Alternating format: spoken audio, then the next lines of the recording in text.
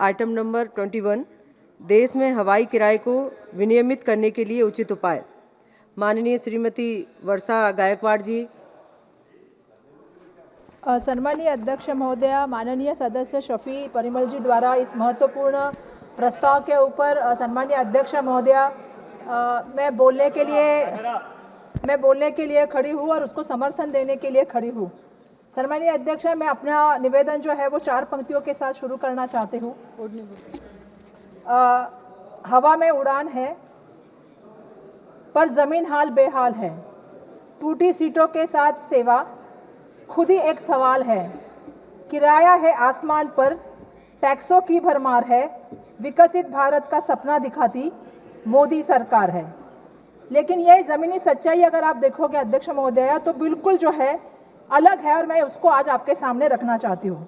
आज हवाई यात्रा आम आदमी नागरिक के सुविधा के लिए नहीं बल्कि उसके शोषण का जो है वो बहुत बड़ा साधन हो गई है।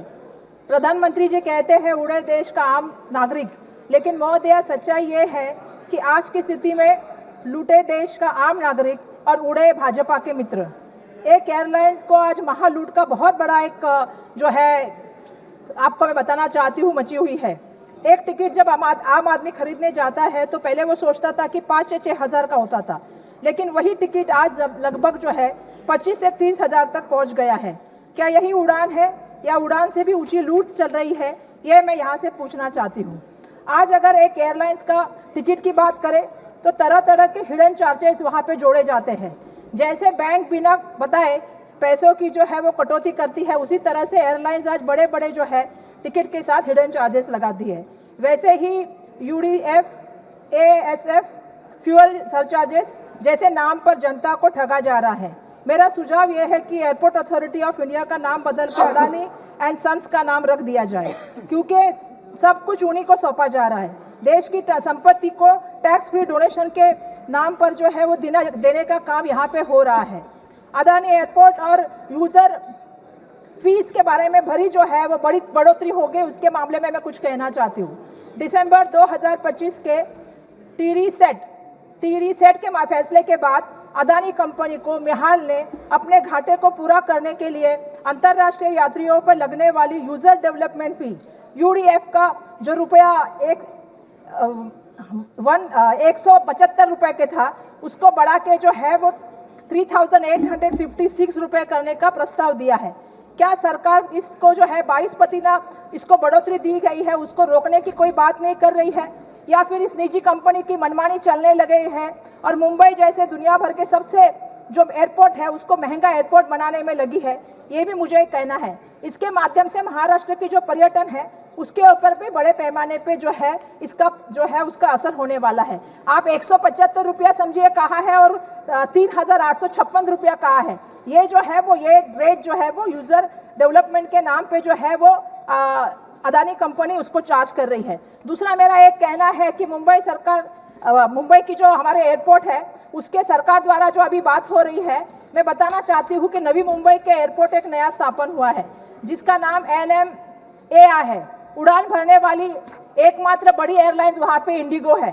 लेकिन कल आपको मैं बताना चाहती हूँ एक चीज़ कि DGCI ने क्रू के कमी और रद्दीकरण के कारण इंडिगो को स्पेशल जो है वो ऑडिट का आदेश दिया है। मेरा सवाल यह है कि अभी आप इंटरनेशनल हमारा जो नवी मुंबई का जो एयरपोर्ट हुआ है, अगर वहाँ पे अकेली एयरलाइंस की सेवा होगी तो अगर वो देने में विफल रही तो क्या ये मंत्रालय के पास नई एयरपोर्ट चालू रखने के लिए कोई प्लान भी है कि नहीं है, या उद्घाटन के बाद वह एयरपोर्ट जो है वो गोश्त टर्मिनल बन जाएगा? ये भी मेरा यहाँ पे पूछना है।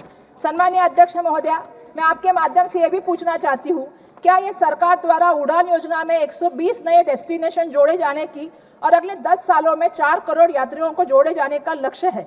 लेकिन कैग के अनुसार 2023 के रिपोर्ट के अनुसार 774 में केवल 403 रूट जो है मतलब 52% जो रूट है अभी तक जो है वो शुरू ही नहीं हुए हैं।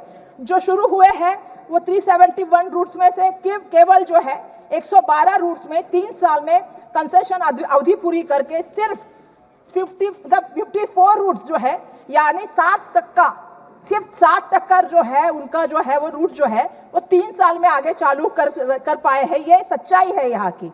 और सरकार बताए कि ऐसी कई नीतियाँ लाने जा रही है जिससे उड़ान रूट्स को स्थापित करने की बात कर रही है, लेकिन जो पहले से रूट बनाए हैं वहाँ पे अभी तक चालू नहीं हुआ है। तो इस तरह से जो रूट बनाने की बात चल रही है, उन्हें पुनर्जीवित करने की बात चल रही है, उनकी विजिबिलिटी गैप जो है, वायबिलिटी गैप की जो बात कर रही है, ऑपरेशन की बात जो चल रही है, वो कैसे हो सकती है, ये भी मेरा यहाँ पे सबसे बड़ा सवाल है। आज अगर बात करेंगे तो एक ज़माने में किंगफिशर जो थी वो किंग ऑफ गुड टाइम्स कहा जाता था, लेकिन आज क्या है, वो किंग ऑफ बैड टाइम्स कहा जाता है।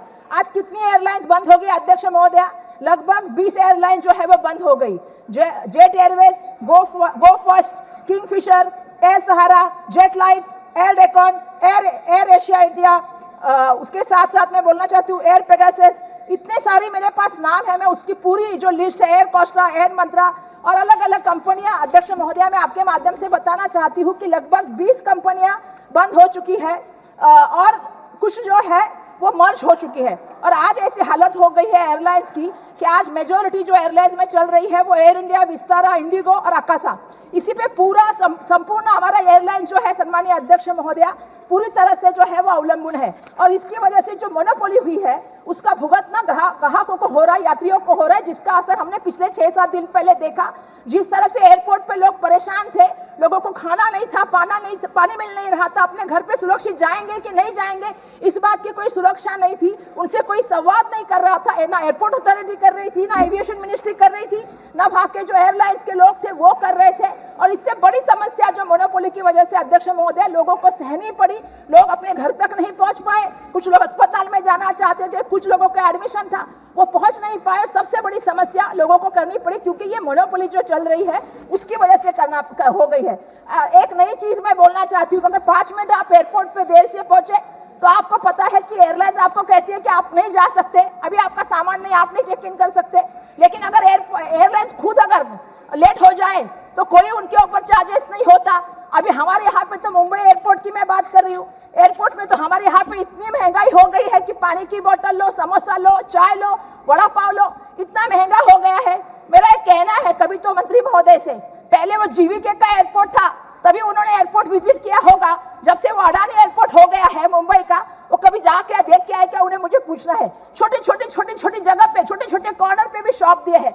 आज लोगों को मुंबई एयरपोर्ट पे चलने के लिए जगह नहीं है। और ये शॉप क्यों दिए गए हैं? क्योंकि इसका शॉप का जो रेंट है अध्यक्ष महोदय, ये सबसे बड़ी इसकी कॉज है।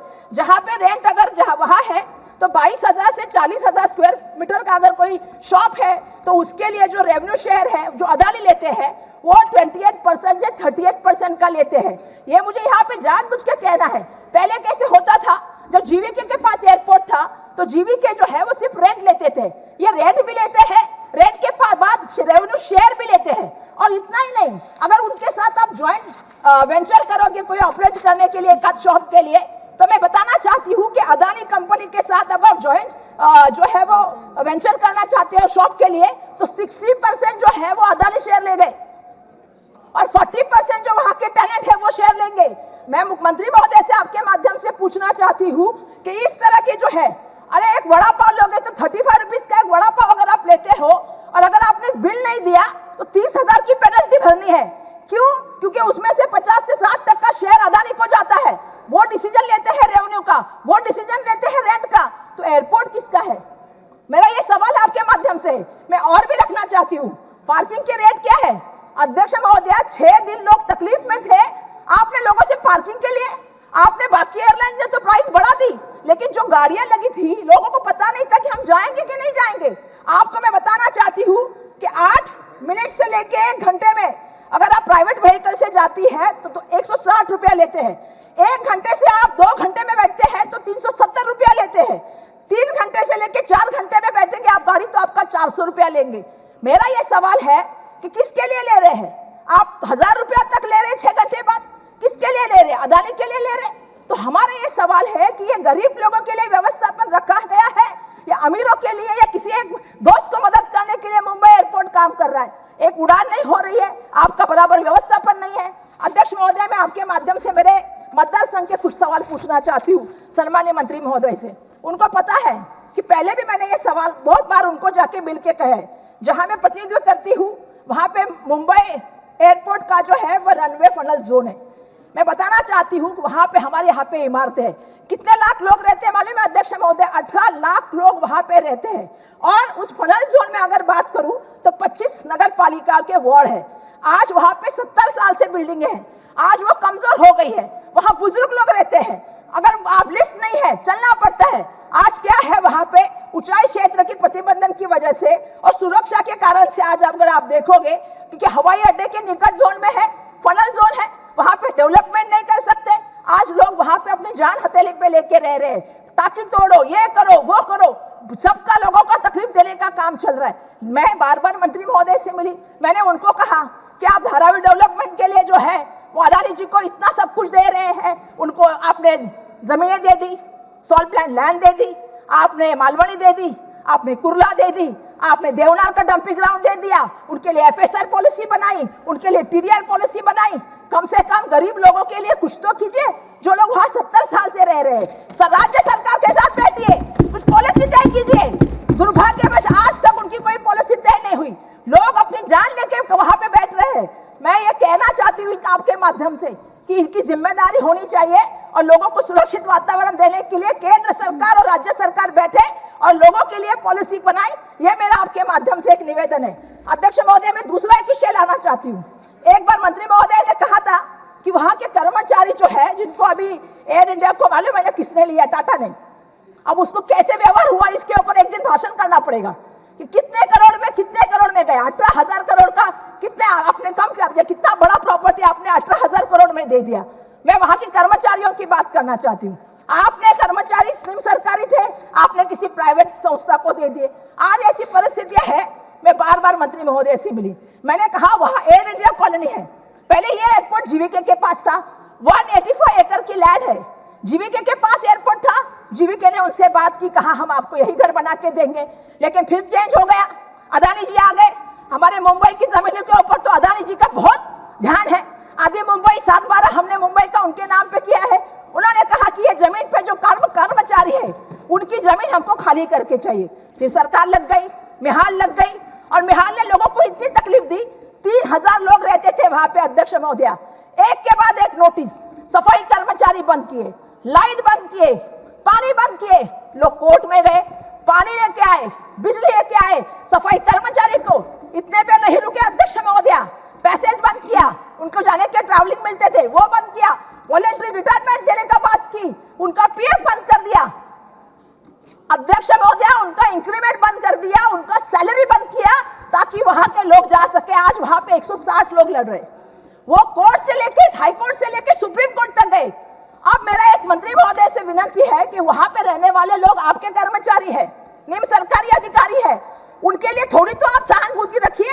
आज उनके बच्चों की 10वीं की परीक्षा होने वाली है, आपने उनको कहा कि वो जगह छोड़ दे। कम से कम आप इतनी तो मेहरबानी कीजिए लोगों के ऊपर कि कम से कम मार्च अप्रैल की परीक्षा देके तो उनको आप शिफ्ट कर दीजिए।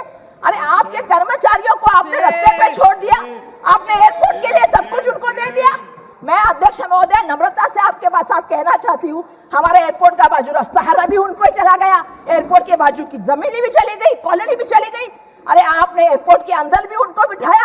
अभी आप जो मैंने कहा नवी मुंबई का एयरपोर्ट बनाने वाले हो, मुझे बताइए वहां पे एक ही एयरलाइन चल रही है, तो वो कैसे चलेगी? बाद में क्या होगा इस जमीन का? अध्यक्ष महोदय, मुंबई की जमीन से ज्यादा मुंबई के नागरिक बहुत महत्वपूर्ण है। जमीन तो हमारे लिए जरूरी है, पर वहां पे नागरिक भी जरूरी है। लेकिन जो इस माध्यम से बड़ा भ्रष्टाचार एयरलाइंस के माध्यम से चल रहा है, जो तकलीफें लोगों को सहनी पड़ रही है, चाहे वो कर्मचारी हो, चाहे वो नागरिक हो, चाहे वो यात्री हो, इसके लिए जिम्मेदार कौन है? इसके लिए जिम्मेदार ये सरकार है।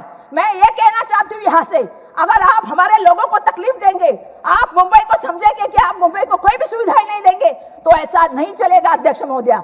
मैं आज अपने मुद्दे के माध्यम से आपके सामने एक चीज रखना चाहती हूँ कि ये क्या कर रही है सरकार, किसके कहने पे चल रही है? आप लोगों का सोचना ही नहीं चाहते, आप लोगों के बारे में समझना ही नहीं चाहते। तो मेरा आपसे कहना है अध्यक्ष महोदया कि इस सभी जो मैंने मुद्दे रखे हैं, इसके बारे में मैं पहले भी मंत्री महोदय से मिली हूँ, मैंने उनसे पहले भी इस मामले में बात की है। आज एयरलाइंस की जो हालत है, 20 एयरलाइंस हुआ करते थे, आज क्या हो गया हालत? पहले हम देखते थे वो एयर है, ये एयर है, वो एयर है, आज क्या है? जेट नहीं। मैं एक फ्लाइट में बैठी अध्यक्ष महोदय, आप भी कभी बैठे होंगे। मुझे वहां से मुंबई से गोरखपुर जाना था, मैं फ्लाइट देख के डर गई। जिस फ्लाइट में बैठी थी मैं स्पाइस जेट के, पूरा एमसील लगाया था। मैं बोला जब तक उतरू तब तक सुरक्षित उतरू कि नहीं उतरू, आप कितने लोगों के लिए ले रहे हो ये चीज। तो हमारा कहना यह है कि आपकी सबसे बड़ी प्राथमिकता क्या होनी चाहिए? लोगों को सेवा देना, लोगों को अच्छी क्वालिटी का वहां पे वातावरण देना, अच्छा खाना देना, सुविधा देना, उनसे बात करना। लेकिन दुर्भाग्यवश इस सभी में ये फेल हो गए हैं और इंडिगो ने वापस एक बार साबित कर दिया ये मोनोपोली जो चाहे वो, क्योंकि आपने 6 एयरपोर्ट दे दिए, एक एयरपोर्ट की पॉलिसी थी, एक आदमी के लिए आपने एयरपोर्ट पॉलिसी भी बदल ली और 6 एयरपोर्ट एक आदमी को दिए। तो मेरा यह कहना है कि मोनोपोली पॉलिसी के माध्यम से जो यात्रियों को तकलीफ हुई, इसके लिए उन्होंने भले अधिवेशन में बात की, हमें सब बताया, लेकिन जनता की इनको माफी मांगनी चाहिए और जनता के सामने इनको नतमस्तक होकर आने वाले दिनों में ये बंद करना चाहिए। ये मेरा यहां से कहना है। धन्यवाद अध्यक्ष महोदय।